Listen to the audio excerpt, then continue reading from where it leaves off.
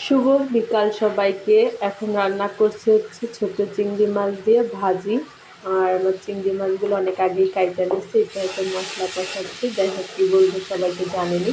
এখানে ছিল হচ্ছে পেঁয়াজ, মরিচের গুঁড়ো, তারপরে ধনিয়া গুঁড়ো, আর এই যে হচ্ছে তেল আর আদা রসুন পেস্ট ছিল।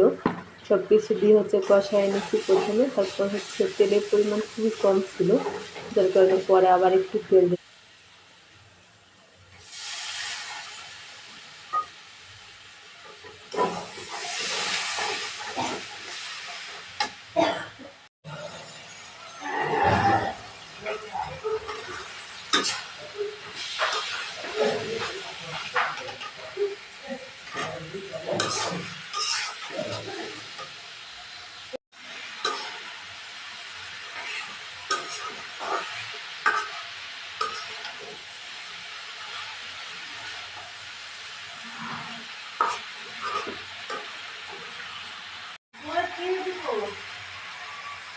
খোলা